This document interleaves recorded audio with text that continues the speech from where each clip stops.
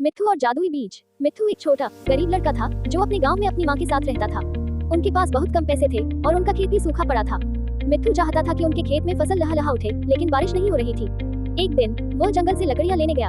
वहाँ उसे एक बूढ़ा साधु मिला जिसने उसे एक छोटा सा बीज दिया और कहा, यह कोई साधारण बीज नहीं है, इसे अच्छे दिल से बो, ये तुम्हें चमत्कार दिखाएगा। मिट्ठू ने वह बीज घर लाकर अपनी माँ को दिखाया। माँ ने हंसकर कहा, अगर यह बीज हमारी मदद कर सकता है तो इसे जरूर बोना चाहिए। मिट्ठू ने वह बीज अपने सूखे खेत में लगाया और हर दिन उसे पानी देने लगा। कुछ ही दिनों में वहाँ एक बड़ा हरा भरा पेड़ उगाया जिसकी शाखाओं पर सोने के फल लटके थे। अब मिट्ठू और उसकी माँ को कभी भूखा नहीं रहना पड़ा। गांव के लोग भी यह चमत्कार देखकर हैरान थे। मिट्ठू ने उन फलों को जरूरतमंदों में बांटना शुरू कर दिया, लेकिन गांव का एक लालची व्यापारी ये देखकर ईर्ष्या करने लगा। उसने आधी रात को आकर पेड़ से सारे सोने के फल तोड़ने की कोशिश की, लेकिन जैसे ही उसने पेड़ को छुआ, पेड़ अचानक सूख गया और सारे फल गायब हो गए। मिट्ठू को ये देखकर बहुत दुख हुआ, लेकिन तभी साधु फिर से प्रकट हुए और बोले, ये पेड़ सिर्फ अच्छे इंसानों के लिए था, लेकिन चिंता मत करो, सच्ची खुशी सोने में नहीं, मेहनत और दयालुता में है। मिट्ठू ने ये समझ लिया और मेहनत से खेती करने लगा। धीरे धीरे उसकी फसलें सच में लहलहाने लगी और वह अपने अच्छे दिल और मेहनत के कारण पूरे गांव में मशहूर हो गया।